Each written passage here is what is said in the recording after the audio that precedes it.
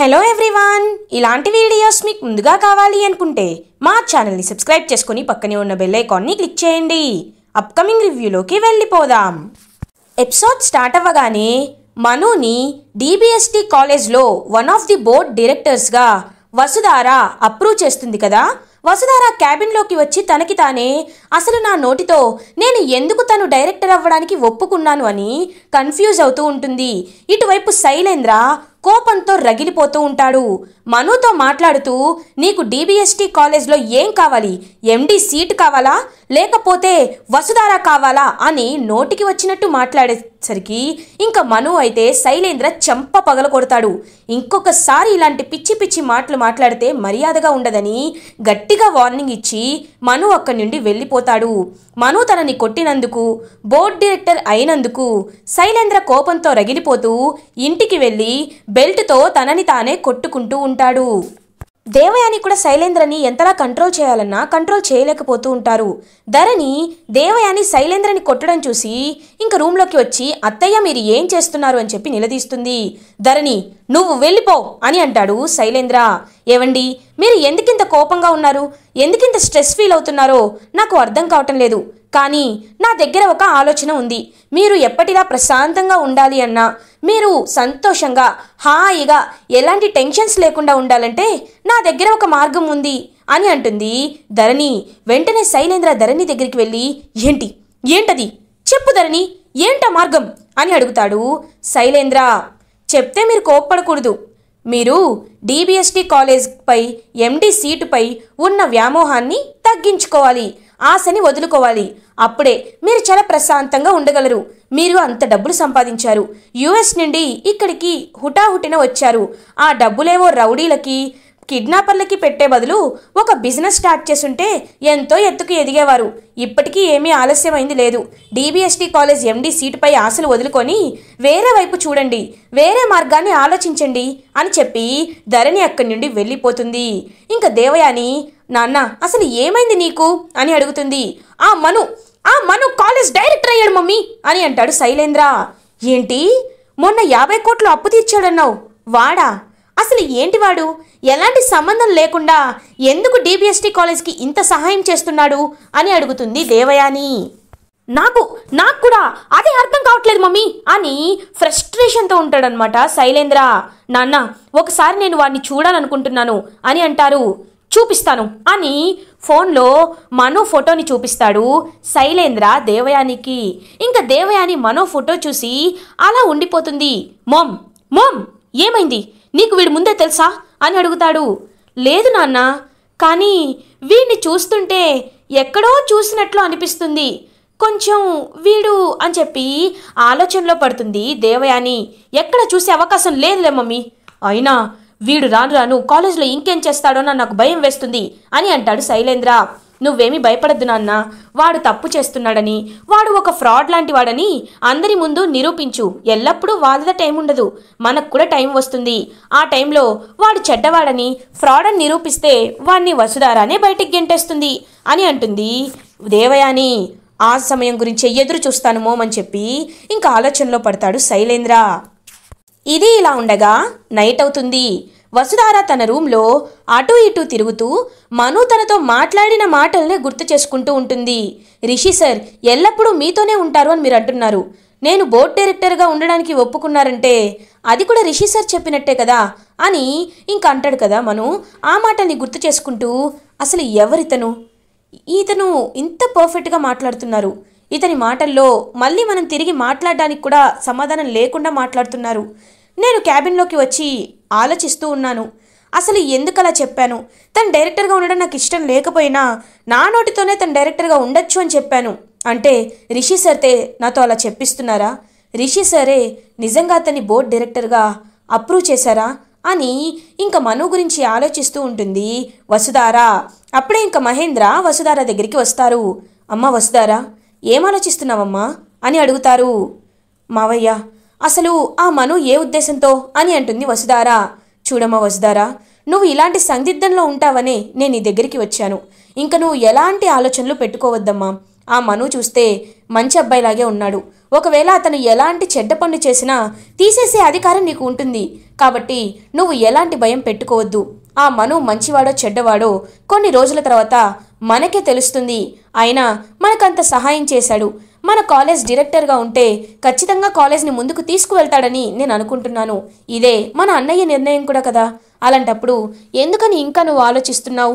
చూడమ్మా, నువ్వు కాలేజ్ గురించి ఆలోచించడం మొదలు పెట్టాలి. ఇంక ఈ మను గురించి ఆలోచించడం వదిలేసే అని అంటారు మహేంద్ర.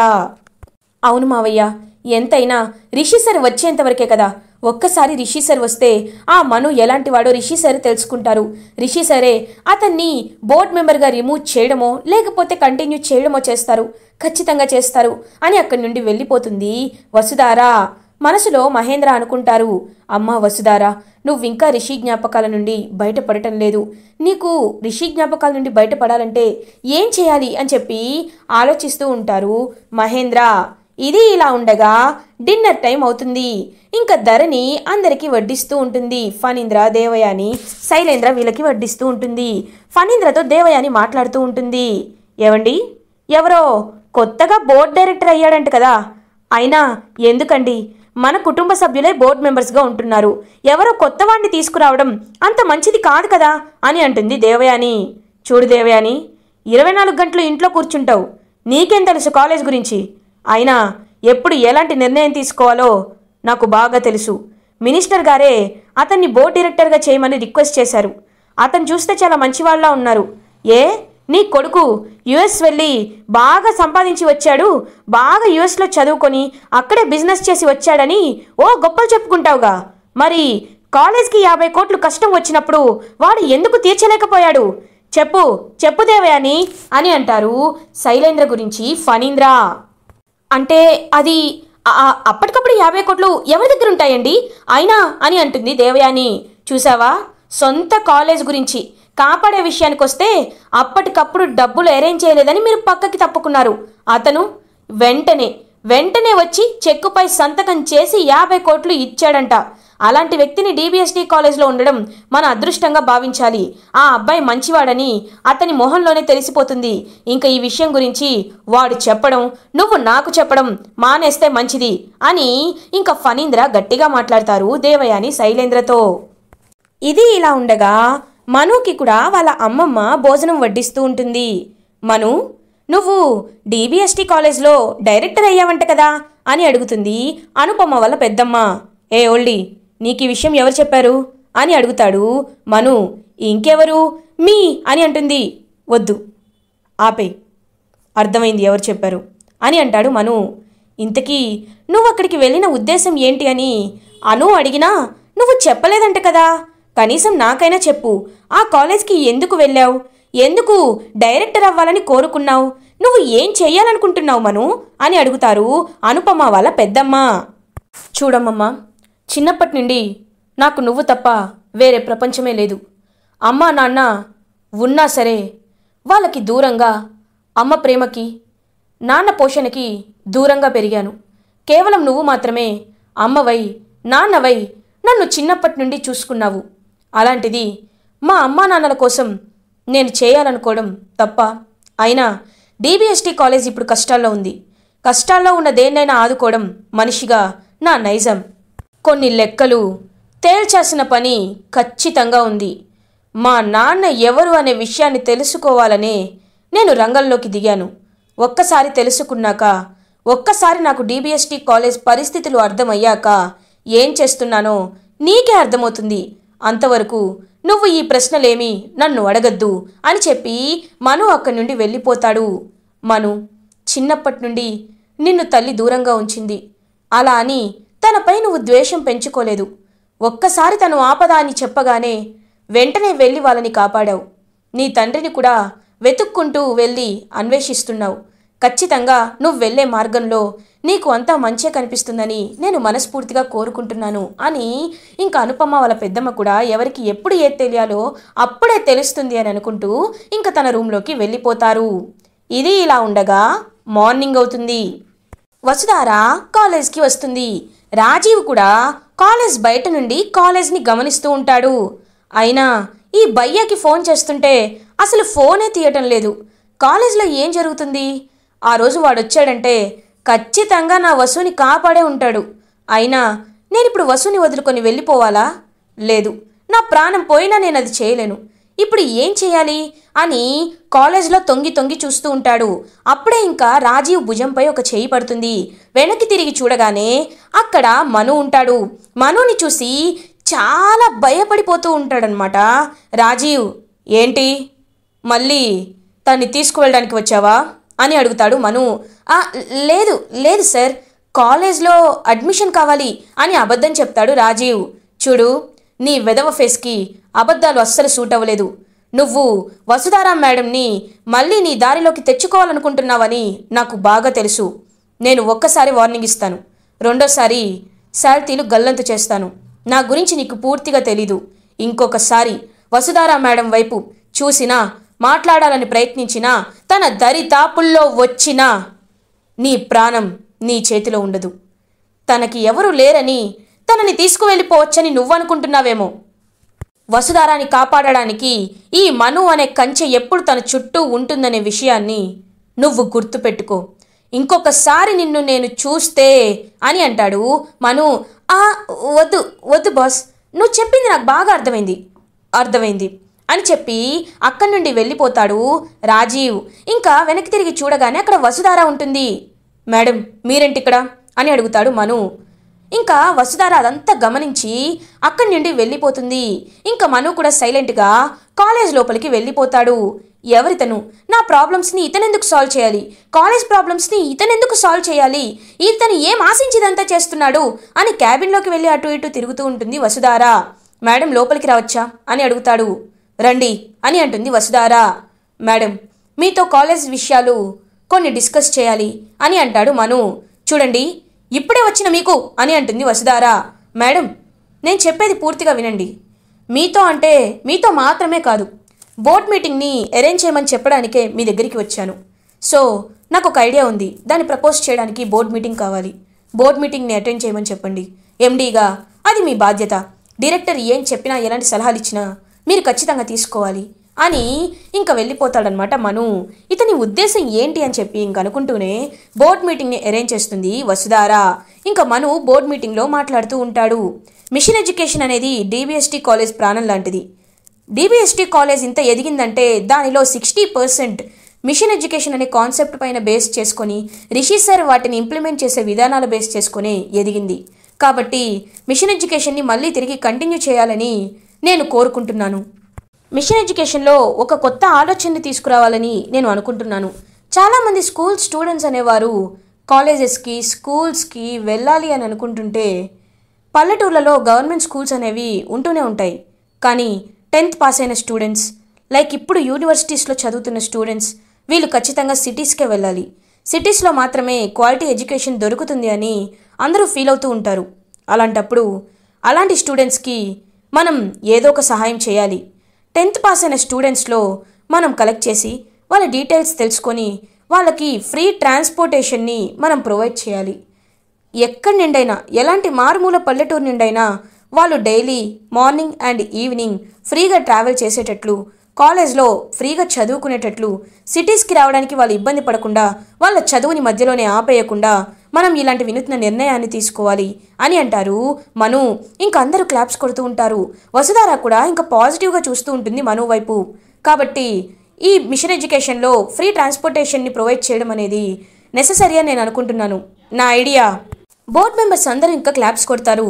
సార్, మీ ఐడియా చాలా బాగుంది అని అంటూ ఉంటారు. కానీ శైలేంద్ర మాత్రం చాలా నెగిటివ్గా, జెలస్గా చూస్తూ ఉంటారు. ఏంటి శైలేంద్ర సార్, అందరూ బాగుంది అంటుంటే మీరు మాత్రం సైలెంట్గా ఉన్నారేంటి అని అడుగుతారు. అందరూ బాగుందన్నాక నేను బాగోదని ఎలా అంటాను? అయినా మీరు ఒక విషయం గుర్తుపెట్టుకోవటం లేదు. డీబీఎస్టీ కాలేజ్ తరపున ఫ్రీ ట్రాన్స్పోర్టేషన్ ప్రొవైడ్ చేయాలి అంటున్నారు. మరి ఆ ఫ్యూయల్ కాస్ట్ ఎవరిస్తారు? డ్రైవర్ శాలరీ ఎవరిస్తారు? చాలా ఖర్చు అవుతుంది. ఇది చిన్న రాష్ట్రం కాదు, పెద్ద రాష్ట్రం. మారుమూల పల్లెటూర్లకు వెళ్ళాలంటే మన కాలేజ్ని అమ్ముకునే పరిస్థితి వస్తుంది. వాటికి డబ్బులు ఎవరిస్తారు అని అంటాడు ఇంకా శైలేంద్ర. మీరు వాటి గురించి ఆలోచిస్తున్నారా? అయినా వీటికి సంబంధించి నా దగ్గర ఇంకొక ఐడియా ఉంది. మనం ఒక బస్ కంపెనీ దగ్గరికి వెళ్ళి ఎలక్ట్రిక్ బస్సెస్ని లైక్ రెంట్కి ఆర్ లీజ్కి తీసుకుంటే ఆ ఎలక్ట్రిక్ బస్సెస్ ద్వారా మనం ఫ్యూయల్ కాస్ట్ని అయితే we can manage. Fuel cost అనేది మనకి అవ్వకుండా కేవలం కొన్ని గంటలు ఛార్జ్ చేస్తే రోజంతా తిరిగే ఎలక్ట్రిక్ బస్సెస్ అనేవి ఇప్పట్లో ఎంత ట్రెండ్ అవుతున్నాయో మనందరికీ తెలిసిందే. కాబట్టి అలాంటి వాటిని మనం చేయొచ్చు. నాకు తెలిసిన కంపెనీస్ కూడా ఉన్నాయి. నేను ప్రపోజ్ చేస్తే వాళ్ళు ఖచ్చితంగా ఓకే అంటారు అని అంటాడు మను. ఇంకా అందరూ ఓకే చెప్తారు. వసుధార కూడా ఓకే చెప్తుంది. వసుధార మను గారు ఇచ్చిన ఈ idea most of the persons approve చేయడం వల్ల నేను మినిస్టర్ గారికి వెంటనే వీటిని తెలియజేస్తాను. మినిస్టర్ గారి పర్మిషన్ రాగానే machine education free transportation facility అనేది స్కీమ్ని మనం ముందుకు తీసుకువెళ్దామని చెప్పి ఇంకా వసుధార అప్రూవ్ చేస్తుంది.